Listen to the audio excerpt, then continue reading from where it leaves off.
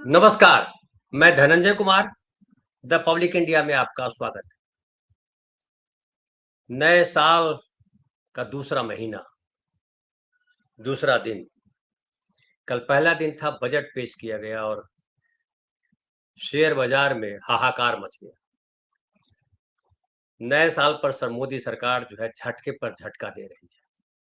याद कीजिए, पहला झटका हिंदुओं को कितना बड़ा झटका लगा कि शंकराचार्य जो माघ में गंगा स्नान के लिए गए थे, उनको गंगा स्नान नहीं करने दिया गया। शंकराचार्य लंबे समय तक इलाहाबाद में संगम किनारे बैठे रहे, लेकिन कोई उन्हें मनाने नहीं आया। उनका अनादर हुआ, किसी ने उनको पूछा तक नहीं, न मुख्यमंत्री ने, न प्रधानमंत्री ने, न अफसरों ने। आरएसएस के लोगों भी नहीं पूछा। और लगा कि ये हिंदू धर्म जो है, जो कल तक कह रहे थे कटोगे तो बटोगे, या कह रहे थे हिंदू एकता की बात कर रहे थे, विश्व गुरु बनने की बात कर रहे थे, लेकिन विडंबना देखिए कि हिंदुओं के धर्म गुरु शंकराचार्य अविमुक्तेश्वरानंद का ही इस हिंदू सरकार ने अनादर किया। और फिर गुस्से में अविमुक्तेश्वरानंद वापस काशी लौट गए। उसके बाद देखिए कि दूसरा झटका ये हुआ कि कल तक जो लोग खुश हो रहे थे कि हिंदू एक हो गए, हिंदू राष्ट्र बनेगा, हिंदू राष्ट्र का परचम जो है पूरी दुनिया में फहराएगा और विश्व गुरु बनेगा भारत, हर हर मोदी, घर घर मोदी, क्या क्या सब चल रहा था। यूजीसी आया और सब बिखर गया। यूजीसी रेगुलेशंस ने पहले सवर्णों को नाराज किया, उसके बाद सुप्रीम कोर्ट ने उस पर रोक लगाई, और उसके बाद पिछड़े, दलित, आदिवासी तीनों नाराज हो गए। अब सरकार ने जो है सवर्णों की नाराजगी को तो दूर कर दिया, और ये किया कि कोर्ट में जब याचिका दायर हुई तो मोदी सरकार ने उसको डिफेंड नहीं किया, अपने कानून को। महाधिवक्ता ने कुछ तर्क नहीं रखे कि क्यों ये सब चीजें दी गई है और क्यों ये बिल जरूरी है, क्यों ये कानून जरूरी है। और सीजीआई ने कहा कि इस कानून की वजह से विषमता बढ़ेगी। लोगों ने कहा कि ये फेक केसेस बढ़ेंगे, और हुआ कि इस वापस जो है इस पर चिंतन किया जाए, इसका मनन किया जाए, और फिर से इसे पेश किया जाए सुप्रीम कोर्ट में सुधार के साथ। 19 मार्च को इस पर फिर से बहस होगी, लेकिन इस बात को लेकर के पिछड़े नाराज हो गए, और पिछड़ों को लगा कि ये सवर्णों के दबाव में ये जो बीजेपी सरकार है, इसने ये खेल किया। अब ये है कि बीजेपी सरकार, या कहिए नरेंद्र मोदी सरकार, अब हिंदू मुस्लिम सेकेंडरी हो गया है, प्राइमरी हो गया। सवर्ण और अवर्ण, यानी दलित, पिछड़े, आदिवासी, और दूसरी तरफ सवर्ण। और जो हिंदू एकता की बात कर रहे हैं, तो हिंदू खाई जो है, हिंदू के भीतर खाई जो है, बढ़ चली है। जगह जगह आंदोलन हो रहा है, हालांकि मीडिया में उसको कवरेज नहीं मिल रहा है। मीडिया में एक और बात को कवरेज नहीं मिला। परसों जो है अमेरिका से एक और जहाज जो है अप्रवासी, अवैध अप्रवासियों से भरकर भेजा गया। लगभग 150 के करीब यात्री थे, और उनके हाथ में वैसे ही हथकड़ी लगी थी, वैसे ही जंजीर बंधी हुई थी, लेकिन कहीं मीडिया में कहीं उसकी चर्चा नहीं हुई। तो एक तरह से कहिए कि भारत भारत के जो है अनादर के कार्यक्रम जो है लगातार चल रहा है। अमेरिका अभी भी उसी पैटर्न पे चल रहा है भारत के साथ। नरेंद्र मोदी जो कल तक कह रहे थे कि ट्रंप हमारे दोस्त हैं, और ट्रंप के जीत की बातें कर रहे थे, अब की बार ट्रंप सरकार याद कीजिए।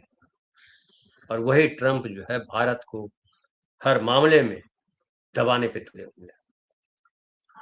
मोदी सरकार जो है उस दबाव से बचने के तरीके ढूंढ रही है, और कभी इंग्लैंड के साथ, कभी सोवियत यूनियन के साथ, कभी किसी और देश के साथ डील का ढिंढोरा पीटा जा रहा है। कि हमने ये डील कर लिया, ये डील कर दिया, फ्री ट्रेड डील कर दिया, लेकिन इस बात पे कोई चर्चा नहीं है कि अमेरिका जो हमारे साथ बर्ताव कर रहा है और उससे जो हमारा व्यापार घाटा बढ़ेगा उसका क्या।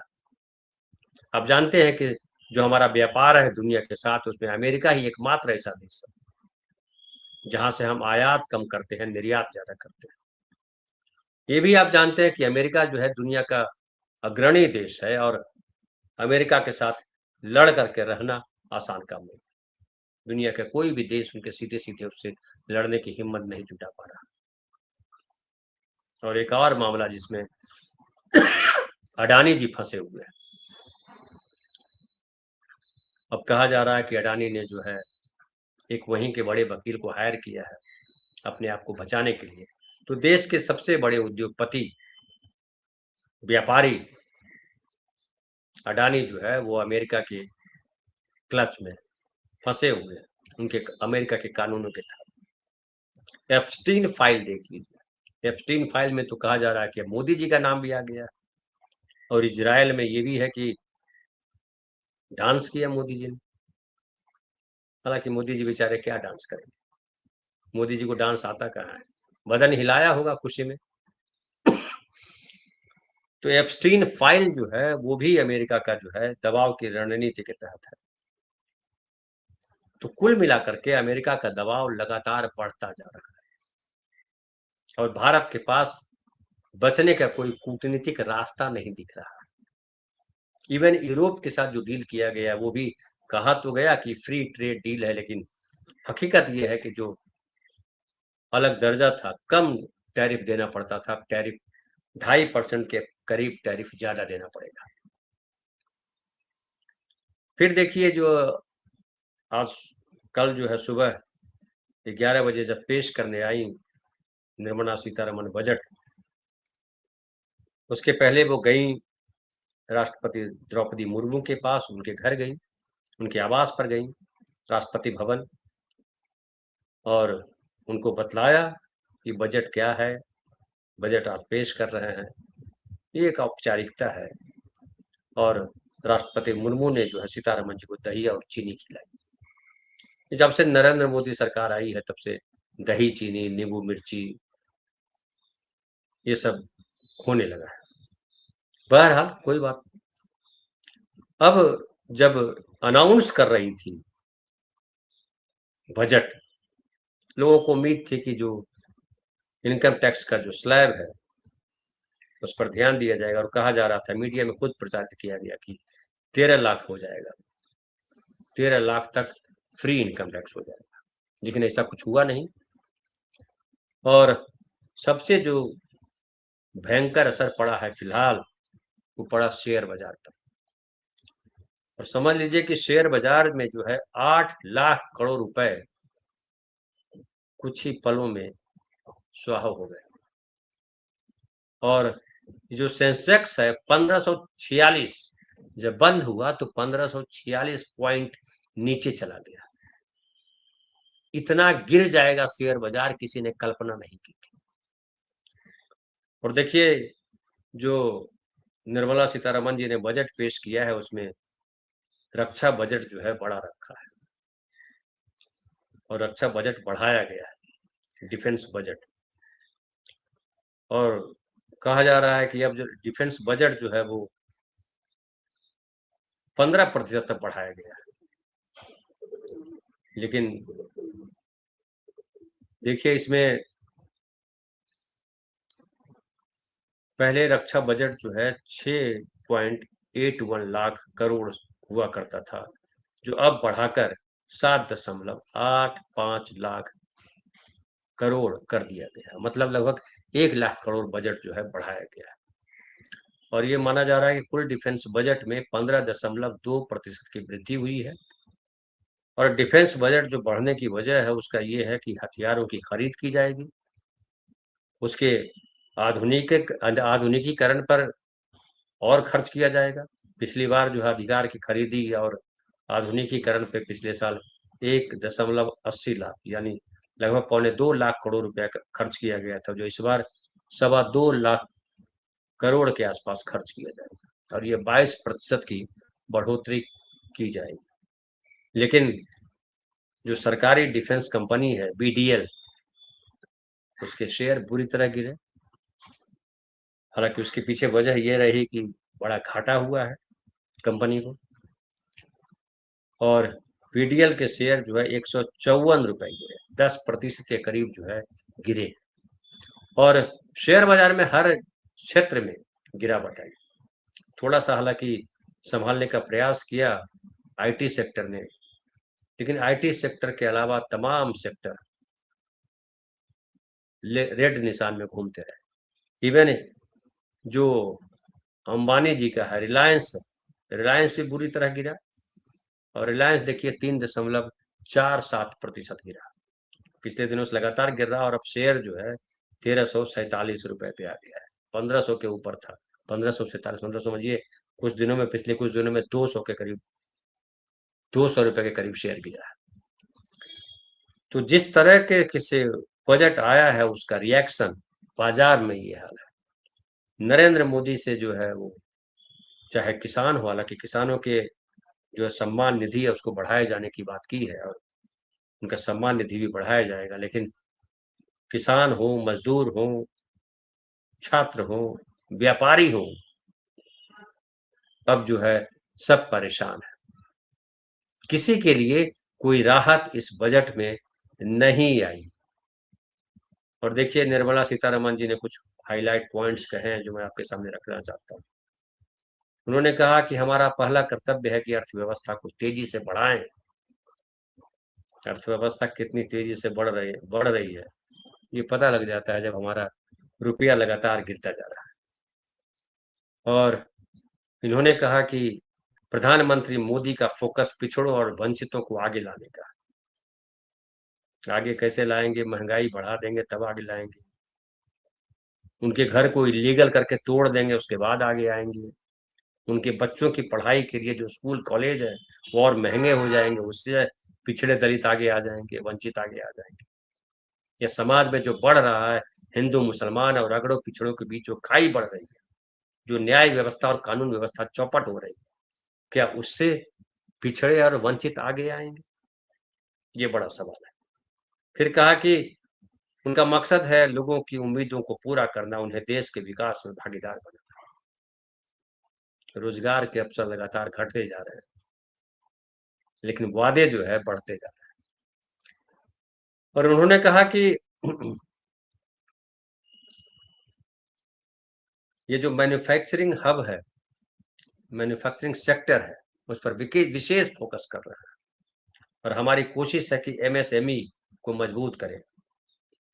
आपको याद हो कि MSME को कितना बड़ा धक्का लगा था जब नरेंद्र मोदी जी ने नोटबंदी लागू की थी। तब सबने कहा था कि नोटबंदी MSE पे भारी बुरा असर पड़ेगा, और स्थिति हुई कि MSME बर्बाद हो गया। अब बर्बाद करने के बाद अब नरेंद्र मोदी जी के वित्त मंत्री, जो भारत सरकार के वित्त मंत्री हैं हमारी निर्मला सीतारमन, वो कह रही हैं कि MSME को मजबूत करेंगे। मनरेगा खत्म कर दिया, और मनरेगा की जगह जो है महात्मा गांधी ग्राम स्वराज इनिशिएटिव लेकर के आ रहे हैं, उसका प्रस्ताव दिया है, और इससे बुनकरों और कुटीर उद्योगों को फायदा होगा। ये सब जो है ढकोसला है पब्लिक को बनाने के लिए, बाकी बीच वाला सब खुद भर लीजिएगा। अब उसके बाद देखिए कि इन्होंने कहा कि 800 जिलों में लड़कियों के लिए हॉस्टल बनाएंगे, ताकि लड़कियां, गांव की लड़कियां आकर के उन हॉस्टलों में पढ़े। पढ़ के क्या करेंगे उस पर कोई चर्चा नहीं। क्या पढ़ेंगी, कहाँ पढ़ेंगी? सरकारी में पढ़ेंगी, प्राइवेट में पढ़ेंगी? सरकारी यूनिवर्सिटियों को, सरकारी कॉलेजों को लगातार जो है अलग अलग तरीके के भेदभाव में फंसाया जा रहा है। एक और इनकी घोषणा है कि टूरिस्ट प्लेस पर 10,000 गाइड्स ट्रेंड किए जाएंगे। एक तरफ ये कहते हैं कि टूरिस्ट प्लेस क्या है हिंदुस्तान, ऐतिहासिक टूरिस्ट प्लेस तो ये मानते नहीं, ये रिलीजियस टूरिस्ट प्लेस डेवलप कर रहा है, कॉरिडोर डेवलप कर रहा है, अयोध्या में, बनारस में, हरिद्वार में, पता नहीं कहाँ कहाँ। और घोषणा क्या कर रहे हैं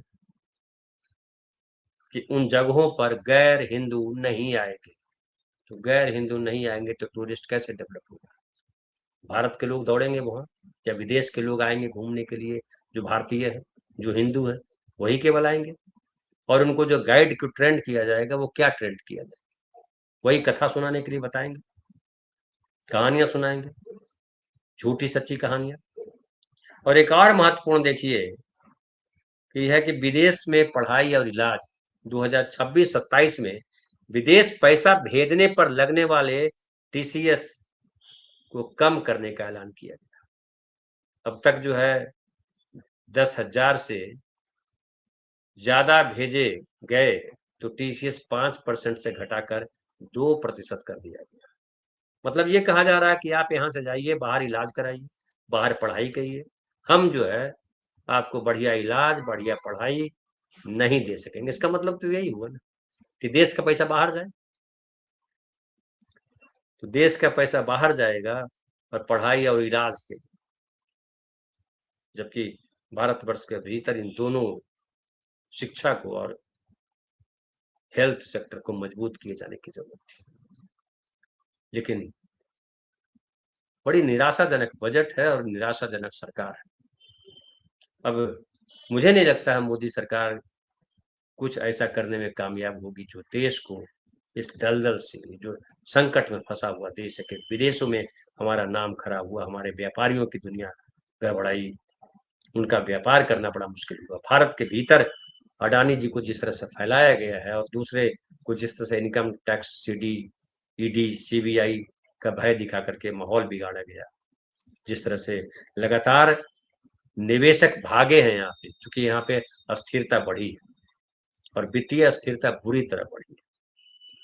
कुछ निश्चित नहीं, कहाँ क्या होगा, कौन, इस नतीजा है कि शेयर बाजार पिछले काफी समय से जो है बहुत बुरी हालत में, और न केवल फॉरेन इन्वेस्टर बल्कि देश के इन्वेस्टर भी अपने पैसे निकाल रहे हैं।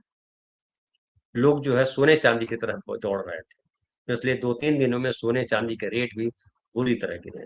खास करके चांदी का तो पूछिए मत, लाखों रुपए, मतलब समझिए कि आधे के करीब पहुंच गया। तो ये हालत है, कुछ भी निश्चित नहीं है और हर तरफ जो है पब्लिक परेशान है, लेकिन नरेंद्र मोदी जी बांसुरी बजा रहे हैं। तो फिलहाल इतना ही, बहुत बहुत धन्यवाद।